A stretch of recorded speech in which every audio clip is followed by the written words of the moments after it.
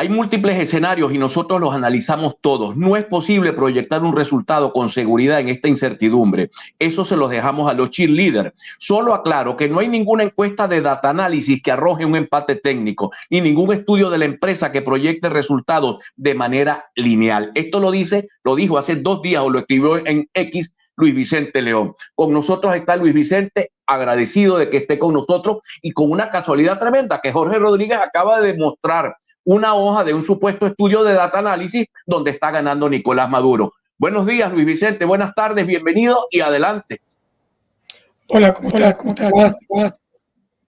Muy bien, gracias a Dios. Bueno, ¿qué dices de lo dicho por Jorge? Oye, no lo vi. Acabo de ver lo que tú estás diciendo, pero no. A ver, nosotros no tenemos investigación de campo pública, solamente encuestas privadas. Por lo tanto, no sé básicamente de qué data se están refiriendo. No tendría que mirarlo. Yo lo que creo básicamente es que se refieren especialmente a proyecciones numéricas alrededor de diferentes escenarios. Eso puede ser básicamente un elemento distinto. Es decir, la encuesta es una cosa, eso es cómo se miden las preferencias de los electores. Ahora, en Venezuela y en muchos procesos electorales, el resultado proyectado de una elección no depende solamente de la preferencia, que es lo que te puede medir la encuesta. Entre la preferencia y el voto existe una brecha muy importante que tiene que ver específicamente con, por ejemplo, la participación electoral. ¿Cuánta gente en realidad va a participar en ese evento electoral? Porque la encuesta no es buena para proyectar participaciones. ¿Por qué? Bueno, porque la gente suele sobreestimar su disposición de participación. Es más fácil decir que vas a votar cuando tú estás sentado al frente de tu casa que cuando el día de la elección te tienes que mover, tienes que hacer cola, tienes que gastar gasolina. Es decir, es un elemento complejo. Pero después hay un montón. Sí, porque yo quisiera saber si voy a colocar a Jorge para que tú lo escuches. Me has dicho que no lo has escuchado. Creo que colocándolo en pantalla lo puedes escuchar tú y me puedes dar la referencia de lo que, porque Jorge dice que es una encuesta de data análisis y tiene papel en mano con membrete de data análisis. Lo pongo para que lo escuches. Porque esta es una encuesta que mandaron a hacer ellos. Cuando el señor Gil Yepes, que es uno de los socios propietarios de la empresa Data Analysis, habla de que es un estudio solicitado por un cliente privado, se está refiriendo a ellos, a los candidatos de la oposición venezolana. Y en esa encuesta solamente les leo el titular. Tras restar unos 4 millones de votantes, etcétera, una participación efectiva estimada en el 70%, con 12.200.134 electores, lo pronosticable a la fecha es que Nicolás Maduro ganaría las elecciones presidenciales. ¿Ustedes vieron? Esto es, Luis Vicente, un pronóstico. ¿Realmente lo hicieron ustedes ese pronóstico? Esa es una nota, entiendo, de José Antonio Gil Yepes. Es una nota de escenarios.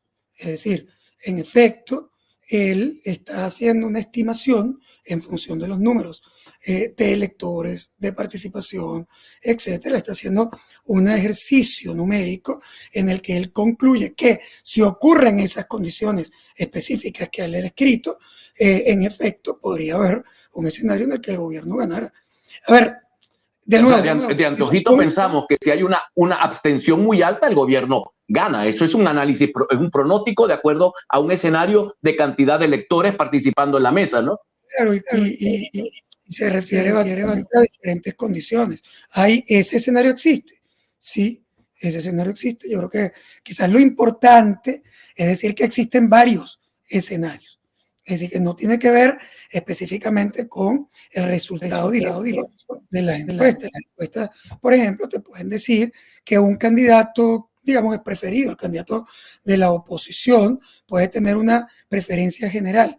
Pero luego, si tú empiezas básicamente a hacer estimados de participación electoral, y en esos estimados de participación el gobierno tiene una capacidad de movilización de X características, el gobierno tendría la posibilidad de ganar esa elección en función de su movilización, de la abstención que existiera, etcétera. Si es un escenario posible. También es un escenario posible. Sí. Cuéntame algo, Luis, disculpa que te interrumpa. ¿Me puedes contar, tú eres economista, en economías, en las empresas se llama, ¿cuál es cuando una empresa ya le está entrando tanto dinero como para mantener sus operaciones? Vaya. Sí, está en equilibrio. Sí, el punto de equilibrio. ¿Cuáles son los escenarios? ¿Cuál es el punto de equilibrio favorable para el gobierno y cuál es el punto de equilibrio favorable para la oposición? Sí, bueno, yo no soy muy proclive a hacer un estimado en función de cuánta gente vota solamente. Es decir, de nuevo, la proyección electoral lleva muchas variables y quizás lo importante de ese reporte o de cualquier otro, lo importante es entender que no es cierto que hay una sola posibilidad de resultado en la elección, que hay uno que ya ganó y que no existe ninguna posibilidad de que pierda. O al revés, tampoco es posible llegar al punto de decir que hay alguien que es imposible que gane, porque la preferencia no le favorece. Ninguna de esas dos cosas es cierta.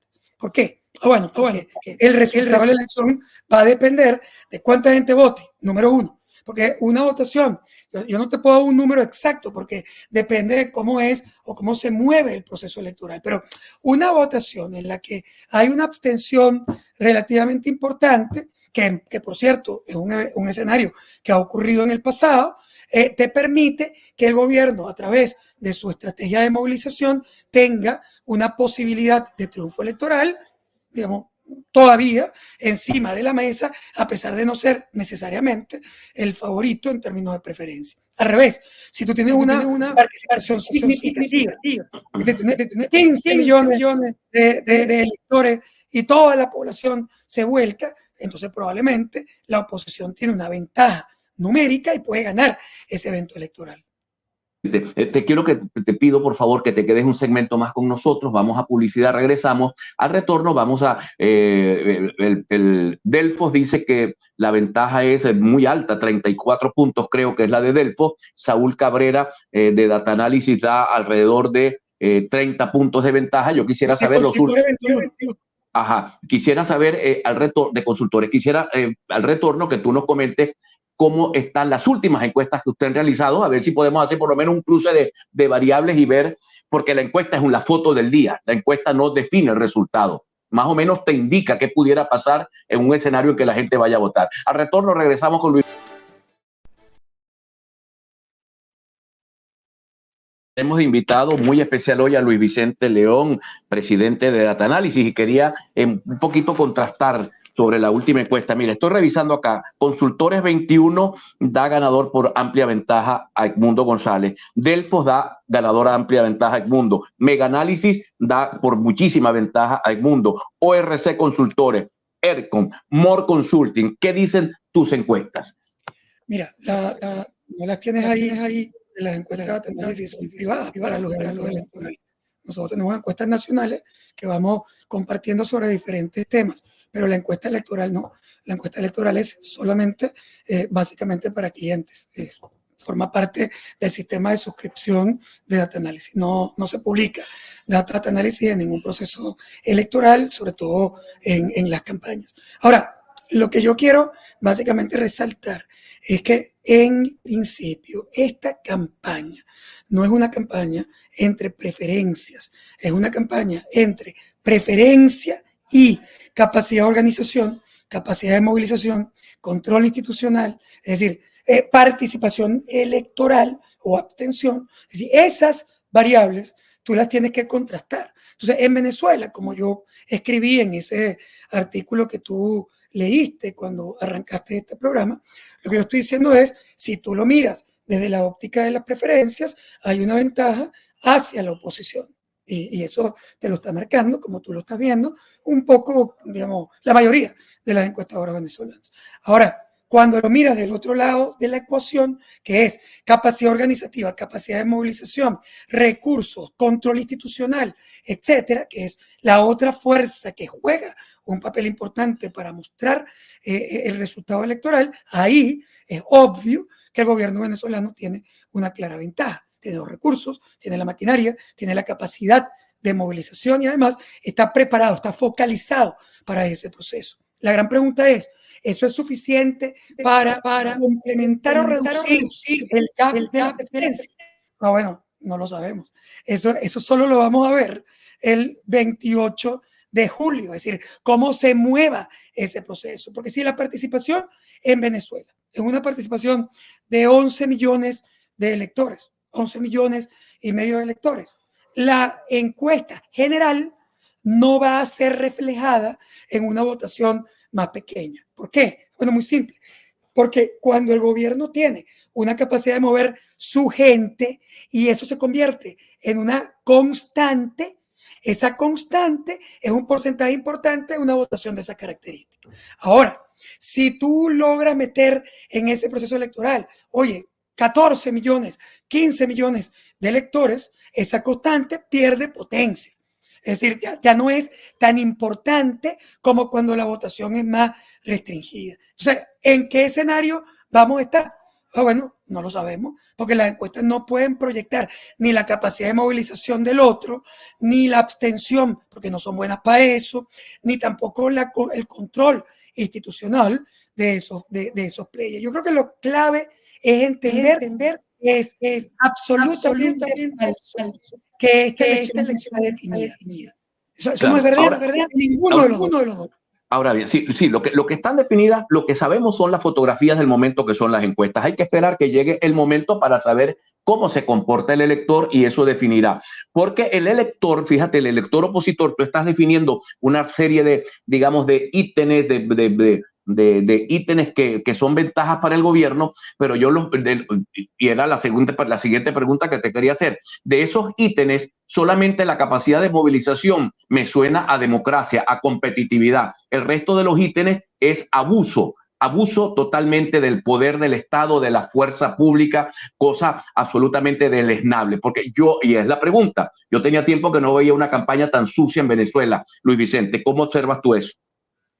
Mira, yo creo que estos procesos electorales no son procesos que nosotros llamamos competitivos.